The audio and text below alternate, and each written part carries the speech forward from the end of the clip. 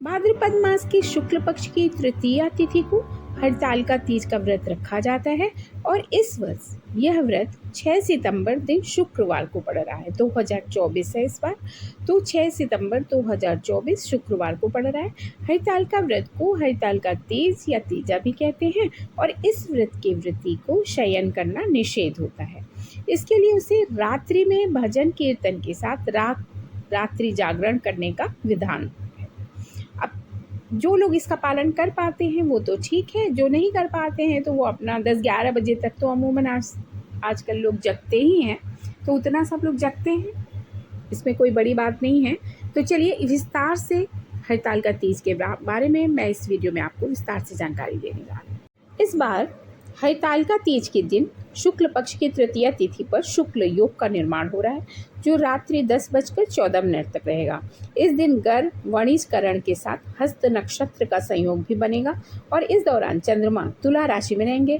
ऐसे में पूजा पाठ से जुड़े कार्य करने पर मनचाहे परिणामों की प्राप्ति होती है। पौराणिक मान्यताओं के अनुसार हरतालिका तीज का व्रत सुहागिन महिलाओं के लिए बहुत ही खास होता है। इस दिन शिव पार्वती की पूजा का विधान है। इस दिन महिलाएं पति की लंबी उम्र, तरक्की और सुखी दाम्पत्य जीवन के लिए निर्जला उपवास रखती हैं। ये व्रत करवा चौथ से भी कठिन होता है, क्योंकि इसका पारण अगले दिन ब्रह्म मुहूर्त में ही किया जा सकता है। साल में एक बार ही हरतालिका तीज का व्रत सुहागिन महिलाओं द्वारा किया जाता है और यह व्रत इतना कठिन होता है कि यह व्रत सूर्योदय से शुरू होकर अगले दिन सूर्योदय के बाद ही समाप्त होता है। जब तक सूर्य नहीं निकलता है, सूर्योदय से पूर्व ही महिलाएं जो हैं सुबह 4 बजे उठ के सरगी खाती हैं और सरगी में कुछ रसदार फल होते हैं, मिठाइयाँ होती हैं, दही चूड़ा कुछ लोग खाते हैं, उसके बाद पान खाते हैं, गिलोरी खाते हैं, फिर चाय वाय पी लेते हैं अपना। उसके बाद से 4 बजे के पहले यह सारा सरगी खाने की प्रक्रिया रहती है। उसके बाद फिर व्रत का शुरुआत 4 बजे से आपको व्रत की शुरुआत कर देनी होती है और ये अगले दिन दूसरे दिन जाकर के 4 बजे के बाद, मतलब कि सूर्योदय के पूर्व यह व्रत कायम रहता है। उसके बाद महिलाएं अपना व्रत तोड़ती हैं अपना पारण करने के बाद। तो चलिए विस्तार से मैं आपको बताती हूँ कि इस दिन क्या करना चाहिए, कैसे। मान्यता यह है कि भगवान शिव को पति के रूप में पाने के लिए माँ पार्वती ने यह व्रत किया, तभी से यह व्रत प्रचलन में आया और महिलाएं इसके बाद यह व्रत करना शुरू कर देती हैं अपने अखंड सौभाग्य की प्राप्ति के लिए। फ्रेंड्स, ये भी बता दूं कि हरतालिका तीज का जो व्रत है वो सुहागिन महिलाएं, नई बहुएं जब आती हैं अपने घर पे विवाह के बाद, तो उन्हें पहली बार यह व्रत शुरू करना होता है और शुभ मुहूर्त देख करके उनकी जो बड़ी बूढ़ी लोग हैं वो यह व्रत शुरुआत करवाती हैं और उनके मायके से बहुत सारा सामान, व्रत शुरू करने के लिए कपड़े आते हैं, फल फूल, कपड़े लत्ते, और जो भी जिसका जितना हैसियत होता है उसके अनुसार वो लोग अपने बेटी को इस दौरान तीज का व्रत शुरू करने के पूर्व सारा सामग्री ला करके, तीज का जो छूने की सामग्री होती है, पूजा की सामग्री होती है, फल फूल होते हैं, ये सारा बेटी के घर लेकर के जाते हैं पहली तीज पर। और आपको ये बता दूं कि ये व्रत केवल महिलाएं ही नहीं करती हैं, कुंवारी कन्याएं भी इसे कर सकती हैं अपने पति अच्छे वर की प्राप्ति के लिए। मतलब उनका विवाह अच्छा हो, दूल्हा अच्छा मिले, खुश रहें अपने घर संसार में, इसके लिए कई भी कुंवारी कन्याएं भी कहीं कहीं पर यह व्रत रखती हैं। इस बार जो हरतालिका तीज का व्रत है वो शुभ संयोग में मनाया जाएगा। महिलाएं अपने सुहाग की लंबी आयु की कामना के लिए हरतालिका तीज का व्रत करती हैं। इसमें महिलाएं अन्न व जल ग्रहण किए बिना यह व्रत रखती हैं। 24 घंटे का यह व्रत होता है और यह देवी पार्वती ने शिव जी को वर के रूप में प्राप्त करने के लिए यह कठिन तपस्या की थी।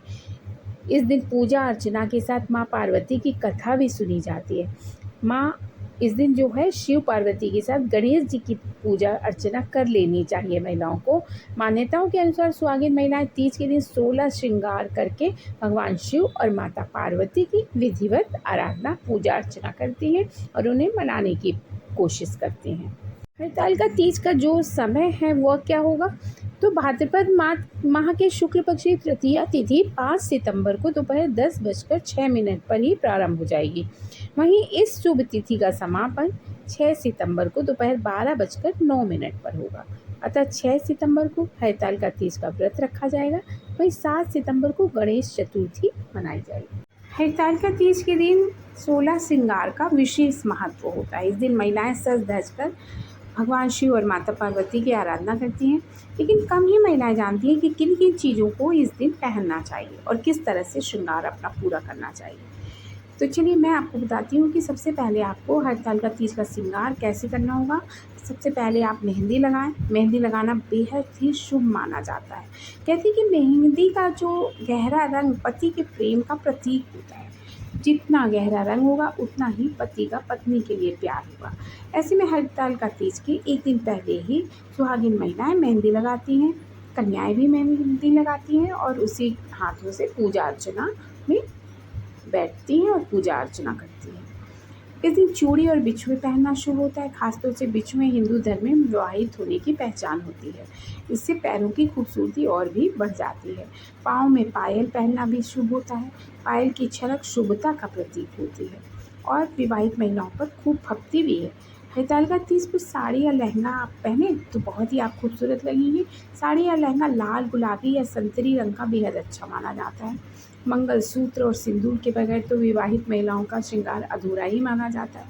काले मोती वाला मंगलसूत्र और मांग में भरा हुआ सिंदूर त्योहार की शोभा बढ़ा देता है। तीज पर आप अंगूठी भी पहन सकती हैं या अंगूठी पति की पहनाई हुई हो तो वह भी बेहद शुभ है। इससे हाथों की खूबसूरती में चार चांद लगते हैं। 16 बालों पर इस मौके पर गजरा लगाते हैं।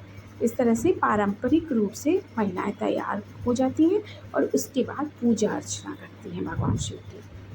पूजा का शुभ मुहूर्त क्या होगा? तो जो शुक्ल पक्ष की तृतीया तिथि होगी उस दिन 5 सितंबर को दोपहर 12:21 पर ही शुरू हो जाएगी और यह 6 सितंबर को दोपहर 3:21 पर इसका समापन होगा। तो चूँकि उदया तिथि लिया जाता है तो इसलिए उदया तिथि के अनुसार हरतालिका तीज का जो व्रत है वह 6 सितंबर को किया जाएगा। इस दिन पूजा करने का शुभ मुहूर्त सुबह 6:02 से सुबह 8:33 तक रहेगा। इस मुहूर्त में उपासना करने से साधक को 2 गुना फल की प्राप्ति होती है। पूजा की विधि क्या होगी? हरतालिका तीज के दिन सबसे पहले पूजा स्थल को गंगा जल से शुद्ध करें। शिवलिंग को गंगा जल से स्नान कराएं और फिर दूध, दही, घी, शहद और गंगा जल से शिव जी का अभिषेक करें। माता पार्वती की मूर्ति को सिंदूर, बिंदी, मेहंदी आदि से सजाएं। माता पार्वती को लाल रंग के वस्त्र चढ़ाएं। माता पार्वती को गंगा जल, दूध, दही, शहद और चंदन से स्नान करवाइए और फिर पार्वती जी को सोने, चांदी या मोतियों के आभूषण पहनाएं। दीपक जलाकर भगवान शिव और माता पार्वती की पूजा अर्चना करें। शिव और पार्वती के मंत्रों का जाप करें। आरती उतार कर भगवान शिव और माता पार्वती का आशीर्वाद लीजिए।